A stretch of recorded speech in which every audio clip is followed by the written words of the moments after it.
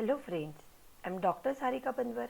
Today we will discuss the evaluation parameters used to evaluate the performance of machine learning models. Evaluation is very important because the systems which we design in machine learning, those systems are used to predict the class of future unlabeled data points, the data points which are unseen before by the model, and for such data point system should perform well, and for that purpose we need to have some evaluation parameters. There are some typical choices for performance evaluation parameters like error, accuracy, precision and recall. These all are the very frequently used performance evaluation parameter in machine learning.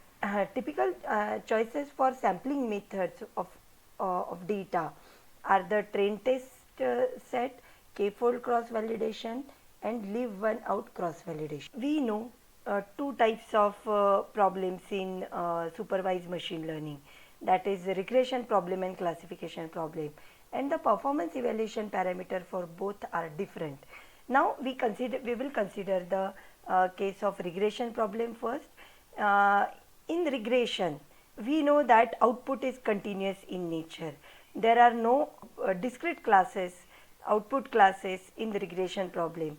Output can be any value like 1 lakh, 2 lakh, if it is a price of a car. If you are going to predict the price of a car, then it can be 1 lakh, 2 lakh, 3 lakh, like that.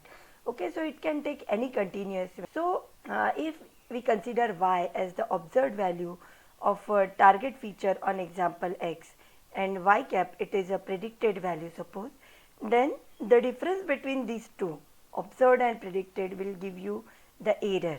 Okay, so for finding the absolute error, we take the difference between the observed value h of x, that is the hypothesized value, h of x, that is y cap, it is nothing but the hypothesized value, that is the predicted value, and y is nothing but the observed value.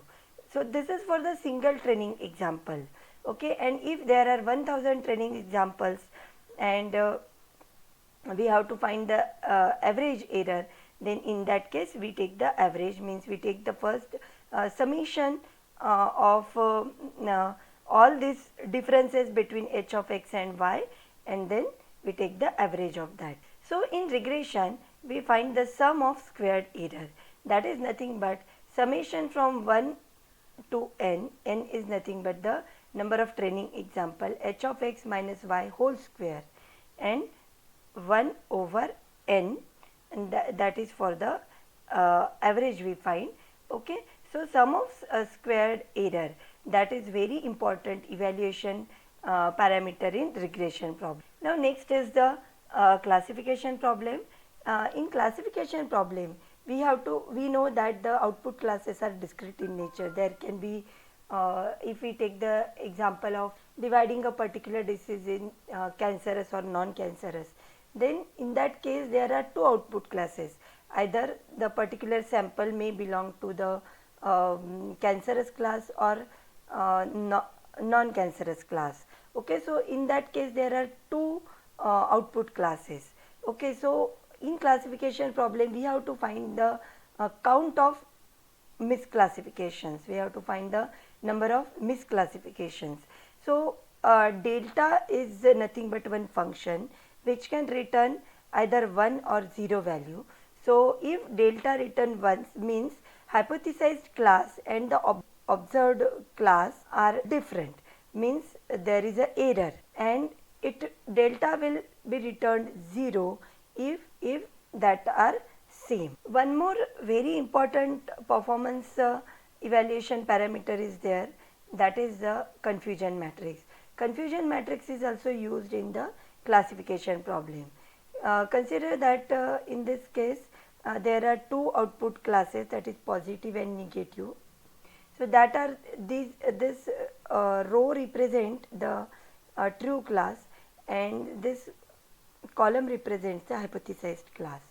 So if the true class matches with the hypothesized class, that particular output class will be categorized as the true positive. Similarly, for false positive, true class, if true class is negative and hypothesized class is positive, means if the sample is truly negative but it is predicted as positive, then that particular output sample will be categorized as the false positive. If true class of a particular sample is positive and hypothesized class is negative, then that will fall into this false negative category. And if true class is negative and hypothesized class is also negative, then that will fall into this true negative category. And accuracy is calculated based on this confusion matrix. That is nothing but the addition of true positive plus true negative, means all the samples in the TP cell and TN cell. These two will be added and divided by the total number of samples, that is P plus N, all P plus all N, that is positive plus negative. So that will give you the accuracy from the confusion matrix. Similarly, we can find the precision and recall from the confusion matrix itself. That is, out of the examples that learning algorithm marks as positive, how many are correctly positive? That is nothing but the ratio of TP divided by TP plus TF. TP plus FP will give you the precision.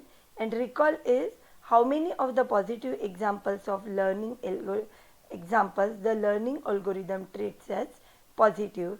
That is nothing but the ratio of TP over P, and this will give you the recall.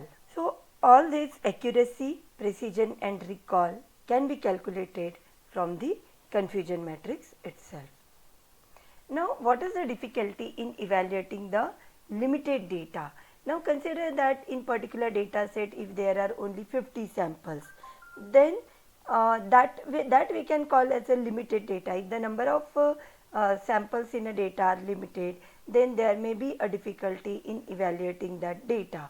Okay, so because we know that in machine learning we have to divide the data set in two set, as a some of the data samples should be used for training and some should be reserved for testing.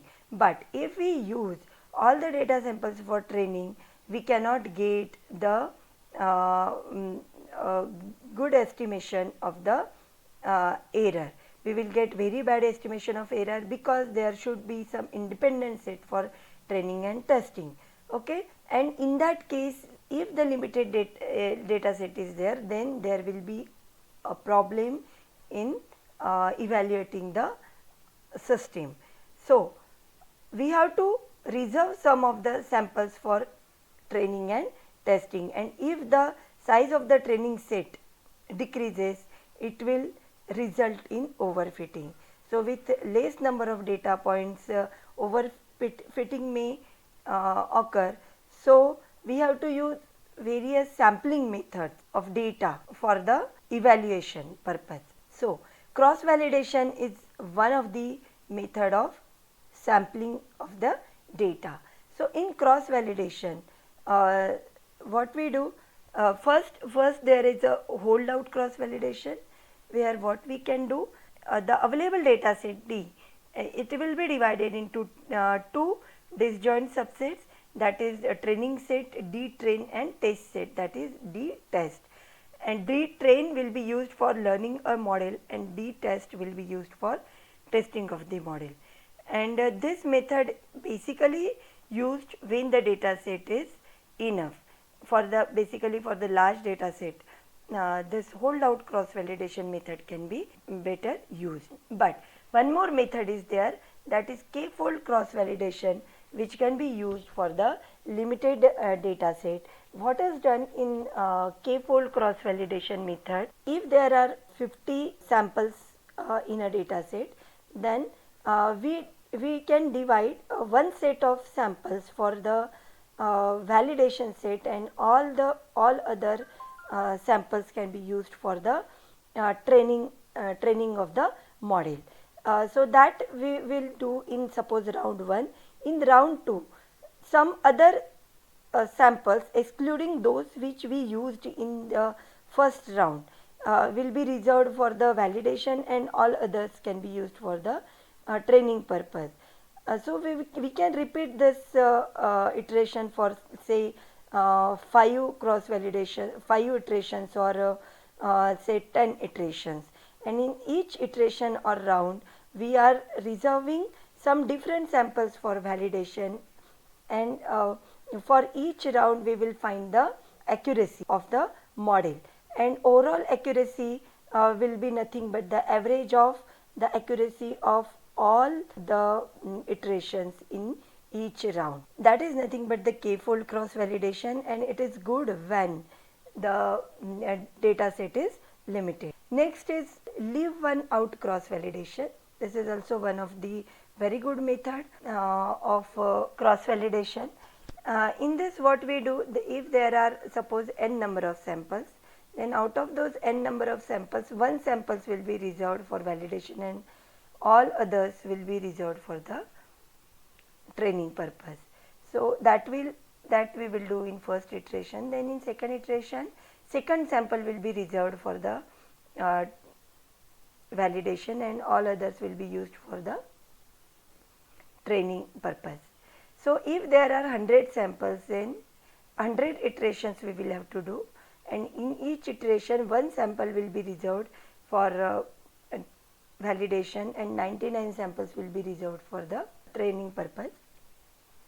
We have to take care that in each iteration different samples should be used for the validation. So if there are 100 samples, then 100 iterations will be there. So we have to leave one sample for cross validation and all other samples will be for the training purpose. That's why this method is called as leave one out cross validation.